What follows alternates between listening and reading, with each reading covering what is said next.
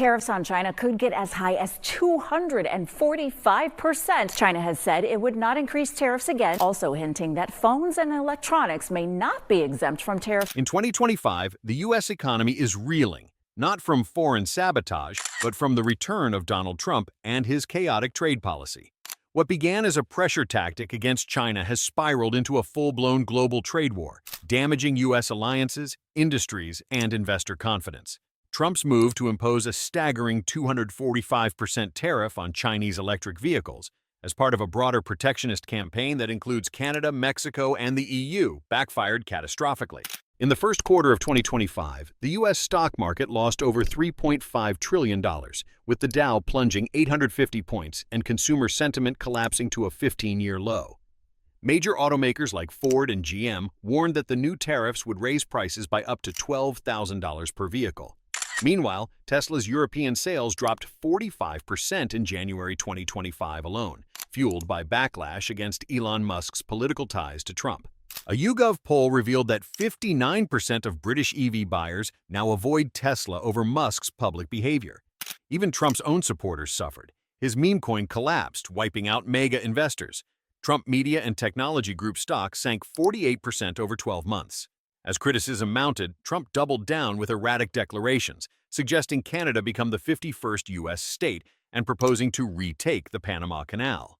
In response, Canada halted over $100 billion in energy exports, pushing U.S. gas prices to $5.25 per gallon and triggering rolling blackouts in northern states.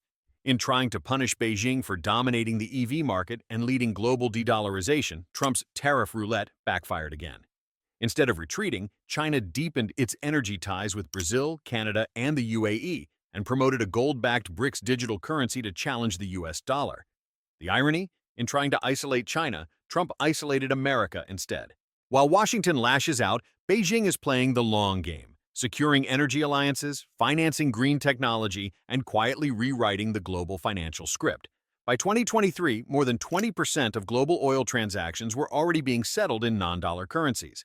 BRICS followed with the launch of a gold-backed blockchain currency designed to bypass U.S. financial control.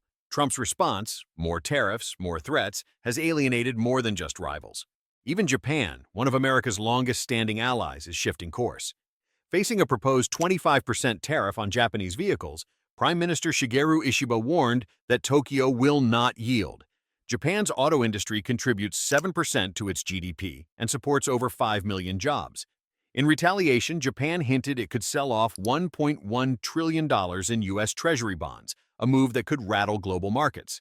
Japan also pointed out that its car companies employ thousands of U.S. workers, particularly in states like Kentucky and Ohio. Additionally, Japan suggested it could cut LNG imports from Alaska, a not-so-subtle message aimed directly at America's energy sector. Even more concerning for Washington is Japan's quiet alignment with China and Europe. If economic powerhouses like China, Japan, and Germany form a unified trade bloc, the U.S. trade architecture could unravel quickly. Through all this, China remains remarkably calm. It continues signing long-term energy contracts, funding BRICS infrastructure projects, and investing heavily in rare earth mining and green technology. Trump's desperation, fueled by nostalgia and nationalist bravado, has driven allies away and empowered Beijing. His economic offensives have damaged American competitiveness, undermined trust, and pushed the world toward multipolarity. While the U.S. fights chaos of its own making, China is building alliances, securing energy, and redesigning global finance, quietly, methodically, and permanently. This is no longer a trade dispute, it's a global realignment. And Beijing isn't reacting, it's leading. China, the dominant global supplier of rare earth elements, has escalated its economic influence. Tariffs over critical minerals, the vast majority of which are processed by China. A shocker has rocked the global marketplace. China has slammed the brakes on the world's vital supply of heavy rare earth metals and magnets, igniting fresh chaos for American industries. The stakes? American fighter jets, electric vehicles, and smartphones, all suddenly imperiled. Is this a masterstroke of power or the beginning of a global rare earths crisis like we've never seen? As of April 3, 2025, China, wielding its near monopoly over the rare earth market, has officially halted shipments of 7 critical heavy rare earth elements and the ultra-strong magnets derived from them. Nearly 90% of these magnets, which are used in everything from advanced jet fighters to the latest cell phones, originate from Chinese factories. With this single move, China's government has thrown global supply chains into turmoil, especially America's, which stands at the epicenter of this deepening standoff. But how did we get here? And why are these rare earth minerals now the most fought-over resources on the planet? First, the facts on the ground. China produces more than 60% of all rare earth elements worldwide, yet it processes a staggering 90%, giving it almost total grip over finished products. Among the 7 metals now locked behind China's export controls are dysprosium and yttrium, essentials for high-tech manufacturing and national defense. Rare earths are in everything, declared Drew Horn, a former top U.S. official on strategic minerals. China has essentially created an all-powerful monopoly with them. Already, American companies reliant on these minerals, especially in defense and aerospace, are bracing for a price spike and looming shortages. This isn't the first time Beijing has used resource power as a weapon. Back in 2010, China cut off rare earth exports to Japan during a territorial spat. Then in 2019, in the midst of escalating friction with the Trump administration, President Xi Jinping made a very public trip to a Chinese magnet factory, showcasing exactly where the world's leverage lay. But now, it's not just a threat. The Chinese have been threatening this because they do have that leverage. Now they're doing it, warned Drew Horn. Why does this matter so much? Consider the details. The 7 restricted rare earths, samarium, gadolinium, terbium, dysprosium, lutetium, scandium, and yttrium, are irreplaceable in today's tech landscape. None more so than yttrium, used as a high-temperature jet engine coating, and dysprosium, key for the magnets that make fighter jets, warships, and next-gen EVs. And while China claims the rules aren't an outright ban, companies can apply for special export licenses, American defense giants are already feeling the chill from this uncertain shifting ground. Yet, the consequences stretch further. As part of its broadening export control assault, Beijing also targeted 16 U.S. companies, slashing access to crucial dual-use goods, minerals, and parts. Even Boeing, America's icon of high-value exports, has seen Chinese deliveries halted, sending shockwaves through U.S. corporate boardrooms. How did America become so vulnerable? Experts point to decades of offshoring. The United States is particularly vulnerable for these supply chains. There is no heavy rare earth separation happening in the United States at present, concluded a Center for Strategic and International Studies report on April 14th. Production once thrived inside U.S. borders, but lower prices and less regulation overseas lured key industries abroad, leaving America exposed. Faced with these threats, Washington is scrambling for answers. Last month, former President Trump signed an executive order mandating federal agencies to identify government land and mines suitable for rare earth production. Plans are underway for a second order to enable deep-sea stockpiling of strategic metals. The U.S. is also brokering mineral deals with Ukraine and Greenland, funding mines as far afield as Brazil and South Africa, and bankrolling America's first major rare earth processing plant in Texas. Yet, even with more than $439 million pledged since 2020, officials warn that results could take years to materialize. Sean McFate of Syracuse University put it bluntly, "What oil was to the 20th century, rare earth minerals are to the 21st. Here's the suspense. Will America's race to rebuild its supply chains outpace China's iron grip? Or is the U.S. doomed to strategic dependence as the technology gap grows wider? In this high-stakes world, the rare earth struggle isn't just about profit. It's about who commands the future. So, what do you think? Can the United States break free from China's rare earths monopoly? Or is this just the beginning of a new era of economic brinksmanship? And tonight, he signaled a possible thaw in the trade war with China. Progress with China. The president saying that China and the U.S. are talking, quote, all the time. Shocker in the world economy. On April 17, 2025, President Donald Trump dropped a bombshell hinting at a possible breakthrough in the raging trade war between the United States and China. With tariffs stacked sky high and tempers flaring on both sides, Trump's sudden optimism has left America and the globe on edge. Is this the dawn of a new era in U.S.-China relations, or are we witnessing the calm before an even bigger storm? At stake is nothing less than the balance of global trade. Trump claimed about coming to terms with Beijing over crushing tariffs. Days of tense standoffs and retaliatory taxes have already walloped industries from Silicon Valley to Shanghai. Now the question, will this boiling point crisis end in compromise or spiral into chaos with new barriers and broken partnerships? As of April 17, 2025, President Trump's comments marked a stunning shift in the U.S.-China tariff saga. According to his statement, he believes an agreement is within reach. This hope follows months of escalating tit-for-tat measures, after which Trump revealed that China had entrado en contacto para dialogar, following a dramatic escalation of American tariffs. At that moment, U.S. tariffs on Chinese goods had soared to a combined 145%, a move intended to pressure Beijing into compliance on technology and intellectual property reforms. Not to be outdone, China fired back with tariffs of up to 125% on American products, sending shockwaves through global supply chains. The White House upped the ante, announcing China could face a staggering 245% in potential tariffs, including a 125% reciprocal rate, an additional 20% tied to the fentanyl crisis, and Section 301 tariffs ranging from 7.5% to 100% on strategic sectors like information technology, robotics, and electric vehicles. Throughout this meltdown, Trump insisted he did not want to keep ratcheting up hostilities. Reached out? Well, you'd think it was pretty obvious that he has, but we will talk about that soon. It's not that important because, honestly, we're going to have a deal. Suggesting both reluctance and leverage, and potentially signaling openness to lowering tariffs if China demonstrates flexibility. Despite public saber-rattling, Trump repeatedly emphasized a positive relationship with his Chinese counterpart. Tenho relacionamento muito bom com o presidente Xi.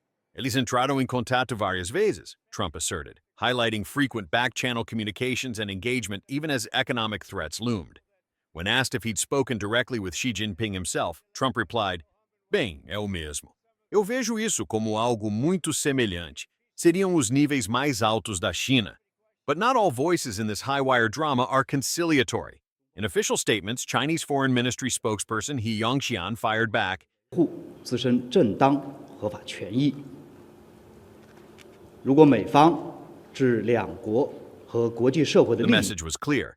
Beijing demands an end to, in its view, American threats and chantages if any negotiation is to be genuinely mutual. The Ministry of Commerce in China echoed this stance, pointing to Comunicação Operacional Continua as the only foundation for forward movement. In a further sign of turbulence, the previous week saw China replace its head WTO negotiator, with Li Chenggang stepping in for Wang Shouwen, an unexpected development as Beijing lodged a new formal complaint at the World Trade Organization against Washington's latest tariffs. Meanwhile, the digital front opened another front in the economic power struggle. On TikTok's future, a critical flashpoint, Trump said, "Temos acordo para o TikTok. Vamos apenas adiar até resolvermos isso." He claimed, China gostaria que fizéssemos o acordo do TikTok, intertwining the social media giant's fate with the larger commerce clash. For now, negotiations hang in the balance. Trump said there was muito tempo to reach a deal and suggested possible movement within as little as 3 to 4 weeks. American Secretary Howard Lutnick struck a confident tone, affirming China gostaria que fizéssemos o acordo and expressing faith in a positive outcome. Yet the threat loomed. If talks fail, bilateral or multilateral, Trump warned, "Se não fecharmos negócio, vamos definir uma tarifa," meaning yet more tariffs could hit. With the world's economic future on a knife edge, Americans face a stark dilemma. Supporters see Trump's hardball tactics as a chance to reset unfair trade terms and bring jobs home. Critics fear crippling costs and retaliatory chaos that could spiral into a global recession. Which side will win out, and can either claim victory without risking disaster? Is this truly a turning point, or just another standoff in an endless economic war? Everybody lose, and ultimately tensions mount. Every household in the world is going to be affected more or less directly. Unprecedented tensions, global power struggles, and the head of a controversial administration at the center of it all, Donald Trump is waging what Robert Reich calls 3 unwinnable wars. This dramatic showdown pits Trump's circle against China, Harvard University, and the Supreme Court. Will these battles redefine power or lead to a political crisis? As of April 17, 2025, Donald Trump and his regime, a small powerhouse entourage including figures like J.D. Vance, Elon Musk, or Russell Vought, Stephen Miller, and Robert F. Kennedy Jr., are on a collision course. The arenas? Economic titans like China, intellectual behemoths such as Harvard, and the judicial might of the Supreme Court. Each encounter promises significant repercussions for the U.S. and its standing globally and domestically. Are these 3 adversaries immovable objects, or will they succumb to the Trump administration's pressure? In this trilogy of confrontations, Trump has sharply targeted economic actions, intellectual integrity, and constitutional interpretation. The administration's bold move to threaten China with immense tariffs was swiftly met with retaliation. China retaliated with huge tariffs, plus a freeze on export of rare earth elements, a move that Reich describes could cripple America's high-tech and defense industries. Meanwhile, Harvard University became embroiled in a clash over academic freedom as Trump's regime sought to interfere. Harvard responded by issuing a clear rebuke to the administration's attempts. Reich predicts federal courts will surely reject these efforts to undermine the prestigious institution's independence. In the judicial sphere, the administration faced a stark challenge from the Supreme Court. In a rare unanimous decision, the court condemned the administration's abduction and deportation of Kilmar Abrego Garcia as illegal and unconstitutional. The judgment, clear and unwavering, underscored the judiciary's role as a constitutional guardian. El Salvador's President Nayib Bukele, sitting alongside Trump, curtly stated, "Of course I'm not going to do it," when asked if Garcia would be returned. Attorney General Pam Bondi deflected responsibility, remarking, "That's up for El Salvador if they want to return him." Let's delve deeper into these clashes. Firstly, the standoff with China signals a volatile economic front. Rare earth elements, essential for tech and defense, represent leverage China wields adeptly. Can such an economic tug-of-war have winners? Or is it a precursor to broader global tensions? Turning to Harvard, the skirmish is more than a clash of wills. Academic freedom in the U.S. hangs in the balance. The academic institution's firm stance has presented itself as a bulwark against governmental overreach. Allies in the education sector are closely watching for precedents that could reshape higher education governance. Then there's the judicial front. Trump's attempt to sideline constitutional safeguards by deporting Garcia was met by an assertive judiciary, enforcing its role as a structural check. This episode is not just a narrative of legal versus illegal, it's a testament to institutional resilience against executive overreach. Robert Reich suggests Trump's advisors could see these confrontations as tests, battles to showcase their regime's strength. Yet, if forced into escalation, or if perceived defeat follows, the administration might find its power significantly weakened both at home and abroad. Supporters might revel in the David versus Goliath narrative, but faltering could tip this into a story of overreach born of hubris. Hints of possible de-escalation show Trump signaling potential off-ramps. Perhaps a rhetorical victory over Harvard could suffice, even if substantive change eludes him. With China, acknowledging the need for strategic retreat without losing face might be an eventual path. Avoiding further confrontation with the Supreme Court seems equally likely, the administration possibly recognizing constitutional immutability. In the unfolding power narrative, will Trump's defiance redefine the presidency, or will it highlight institutional integrity as the bedrock of democracy? These embattled fronts, economic, academic, and judicial, pose critical questions about governance, sovereignty, and the art of the possible. Reich's observation that none of them has blinked, and they won't, encapsulates a broader power struggle. Will American institutions hold firm, or could they cave under pressure? What are the consequences of escalation versus compromise?